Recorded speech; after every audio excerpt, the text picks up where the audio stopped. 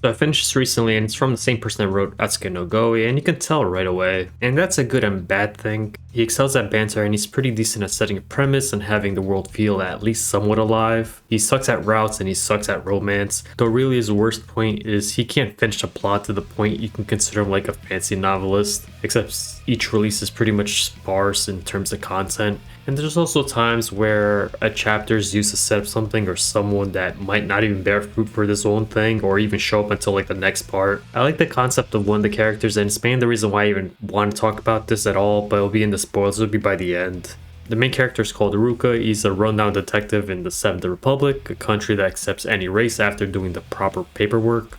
He's comical and skirts the protocols to the point that he should just be fired. He's good at his job, but he's pretty immature about most things. That overall leads him to work at the 13th Department, which basically contains all the problematic personnel. Almost none of them really matter. They're used more for some banter or some plot devices in terms of their skills or their know-how, like certain races, but otherwise they're just there. They're funny, but they're just there. There's Claris, a newbie recruit that's partnered up with Ruka, even though he doesn't want to, and she's around for the most part. She's one of Ruka's foils alongside Ikuta, the superintendent. She's also one of the routes, but is more used as the window to Ruka's past and some more exposition of the overall plot that's going on. And I guess that's something the scenario writer likes doing. A good chunk of Goi's cast and the other 3 heroines in here are used to explore the plot points or a theme, but the characters themselves are somewhat throwable. In here, it's more to cover the other races and the methods of other countries or their mythologies, though not overly as often. I think that their title will just introduce more characters from the remaining countries, who knows.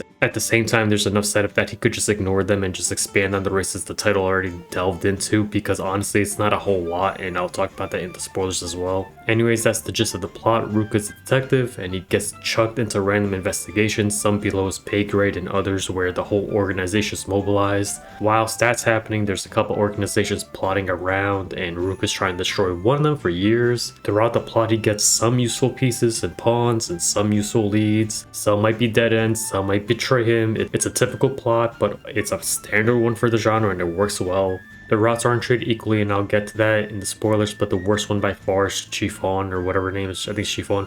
Part of it is expected since hers starts at least a chapter earlier than everybody else's, and because there's such a time span between these routes and the finales, the plot points represented each route, sometimes you could just be forgotten depending on your order. Mel's route isn't actually all that much better, but at least it's used to tie up some old threads from the main plot. The banter isn't as comedic here compared to Goi, but the overall writing quality is a lot better. A better way to explain is that it doesn't sound like every few lines contain a punchline. The immaturity in Goi can give you a lot more laughs, but it makes sense it's toned down considering Ruka is already past the young adult stage, even worse considering he already started working when he was like 12 or something, to the point where he spent more time in the homicide division than actually just being a kid. Honestly, it also kind of saves the romance in the way that it's somewhat realistic. Sometimes it just works out for no reason, sometimes it's just a booty call that eventually becomes a serious thing, because otherwise some of these just don't make any sense. Other than that, the porn is a lot better than Goi as well, but that's not saying a whole lot. Mainly it's kind of repetitive, but I remember enjoying listening to the sax a lot while I was doing other stuff. That actually happens a lot, honestly. I don't really have a favorite character this time around, but a lot of them are pretty decent in their own respective roles for the plot. I find Ikuta rather comical, even though he's meant to be the straight-laced asshole that's trying to keep everything in check. I also like Harrelson. His screen time is pretty minimal compared to the other ones, but the out-of-touch father figure is generally pretty funny to me. I guess my favorite would have to be the character that refuses to give his name, and pretty much the reasons why I like him are due to his potential plot points that might come up later in the sequels, or might not, who knows, or he could just be discarded, right? Outside of that, I guess it'll be Chiffon, just because of her points of being peppy about having like $5 to her name. It's like, hey, you want lunch? Yeah, I don't got a lot of money. How much you got? I got $5. Like, so then you're poor. The art's kind of a hit or miss, generally on the positive side. Sometimes it's got everything going on for it, and usually it's above average. Sometimes the shading feels off, but no one really is going to notice it unless you're paying attention to it, because it still looks good otherwise. Other times it's just kind of whatever, and a rare few times where only the subject is giving any attention and the background is just slapped on, which is kind of weird since they actually put a lot of effort in their background for most things, especially when they're exploring everywhere. It has a huge amount of music tracks, but realistically it's going to feel like you only heard like 10 or 13 tracks. Part of it is those are the ones that get repeated a lot. Some feel like they only get played twice, and other tracks I don't feel like I've even heard of it, and other ones are just like alternate tracks of the most repeated ones as well. I don't know what they were going for with the ending theme for the first 4 routes. It doesn't really fit the mood, and it's to the point where I'd prefer if they play like Troublemaker or like Starting Shot instead. And a good part of that is while the routes aren't great and mean to set up plot points for the main route, the endings are laughably bad. There's open-ended, and then there's ending like a random episode from a sitcom. Overall, I had fun with it. Parts of it felt kind of padded, but they're full of everybody shit-talking each other to the point that I didn't feel that bad to go through outside of maybe like once or twice. The rating is going to be based on your sense of humor, but considering the plot is a major step up compared to Go, I'd say it's more of a range closer to like a 7 or 8, but I'm leaning more to a 7. If you hate the humor altogether from the start, then you might as well just skip it because it's a strong factor to the experience.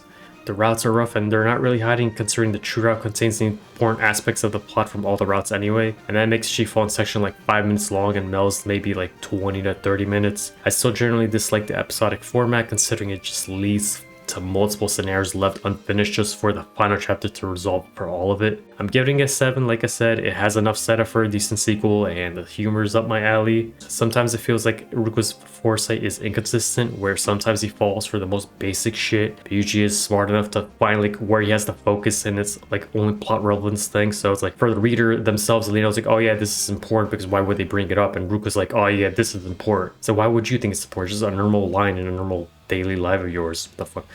But then the other times, like, yeah, I'm gonna do this trap. It's like, you know, this is not gonna work because it didn't work like 3 other times. Like, nah, I'm gonna do this trap. That was fucking retard, dude.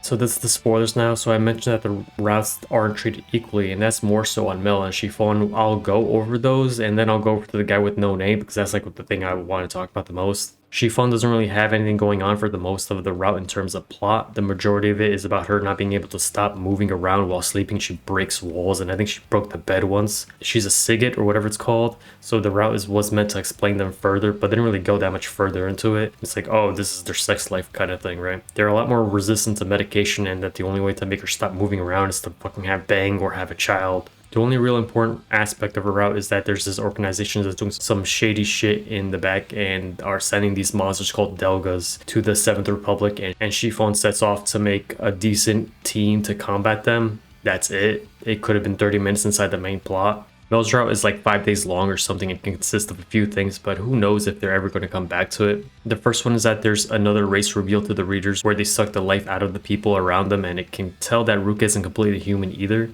The new race just pieces out. There's not a really huge amount of them. I think it's in the triple digits, but they might be brought up back in the sequels, who knows. Other than that, another agent was sent to kill off Mel, but you can no longer see Basil. That stays quiet on it, so either Basil just keeled over or he joined another organization and will show up in a sequel, who knows, again. Everything else in her route was mostly porn. The fights were kind of cool in there, and you know, Harrison was back, so that's also kind of fun, but overall her stuff is like, well, they fucked in her room a lot, and that's it. Because I'm pretty sure all her important plot points are already in the main plot anyway. What her race is, what her powers are, and that kind of stuff is already from there. Komachi's route is actually kind of fine. Outside of that, it's mostly impossible considering she has like this Prince Charming issue that wouldn't really break even though with the White Knight scenario. It really feels like this could be its own chapter compared to the pretty trivial ones from Mel or Chiffon. The whole thing is they found out that one of the big bats revived again even though they just killed him last chapter, and they're trying to figure out why. I'm skipping the whole plot. It's actually pretty cool, and you know, you could just read it if you want. Aaron the Big Bad made a deal with the cops where they look the other way and he just won't kill them off and their loved ones. Except the ending wouldn't really make a huge amount of sense when it combined to the main plot because he no longer has Komachi as an attachment, and the only way to have stopped him now is like, oh, he figures that he doesn't have enough resources for it at the moment and he's just keeping it on the back burner. Technically you can say like, oh, the director told him to stop, but Ruka doesn't really listen to anybody anyway, so that's not a really good excuse. So Clash is also pretty much fine, just bits of it were kind of like a head scratcher. So there's like this part where there's this pixie called Melissa, that's like in chapter 1 or 2, who gets really sick at this point. And the only thing that can cure it is like, oh, it's a stupidly expensive plant due to its rarity. It's not that expensive if you have insurance, but these pixie things can't have insurance because they're more considered like pets than an actual race in the country for some stupid reason. I don't know why. And this could be like a callback to Chiffon's wasting a shit ton of money on these seeds, right? And they actually planted all these seeds and they're plants now. They're filling the whole freaking apartment. And you can make the connection like, oh shit, Ruka lucked out. Shifon has one of these plans, but it's not even questioned. He doesn't answer. He asks her for some money. It's like, oh, you only have $5, never mind. But he never asks about the plans. She could have something. And the thing is, it's funny that even in Mel's route, these plants are brought up again. And again, because there's other medications, like maybe you have some plants here, and it's also not brought up. So the thing is, these plants are probably some huge setup for a different sequel, because otherwise I don't know why they keep bringing up these fucking plants. And the reason why it couldn't be used is because now Ruka can go to the elf country to find it over there. Just set up like, here's the elf race. Cool. They're kind of assholes. Here's the leader. Now you know what they are, and they can be set up for the sequels. My main gripe is like, you couldn't just have like a 2-line thing. It's like, yeah, I don't have this plant from Shifon or some crap, right? Anyways, like I said before, Claris is mainly used to further explore Ruka, and it makes sense since they converged paths once before. So it goes through his past when he was just first starting working, and you meet the other 3 guys that you saw throughout the whole story, Ikuta being one of them. It also goes through Musashi, Ruka's mentor, that he mentions here and there, and they go like, oh, actually, your timeline's kind of fucked up and it's not right, and this is what happened. And Musashi was actually part of the cult and blah blah blah, and it's fucked everything up. It's not a huge reveal, it's kind of expected, but still done well, and it brings up a lot of points that can be covered in the future, and a lot of that can be pointed back to the guy with no name, but there's really nothing left for Claris. Her route was all front-loaded, so really you're just going to get a lot of porn outside of the scene where Ruka decides to trade info with the big bad of her route, and that is mainly to lead for following episodes, I guess. Who really knows? I don't I don't know what he's going to drop. So for the guy with no name, dude is just referred as no name. He's technically shown pretty early on, I think it was chapter 1, but he gets implemented the plot around like chapter 3 or 4, which kind of felt like a filler chapter anyway,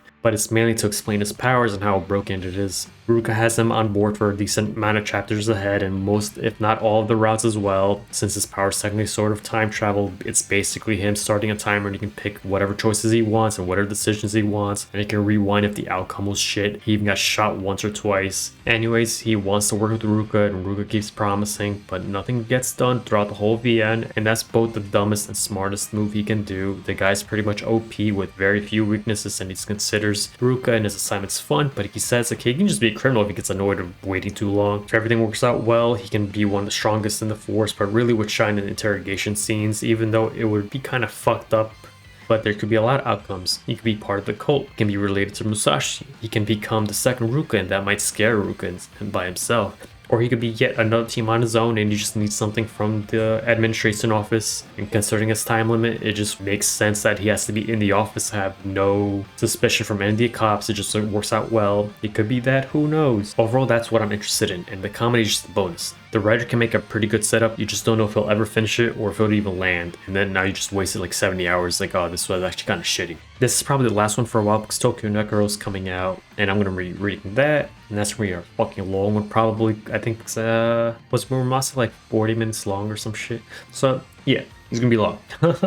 Also, Future Radio is coming out in like 10 days. So if Tokyo Necro's not out by then, this could be that one, but we'll see. Who knows?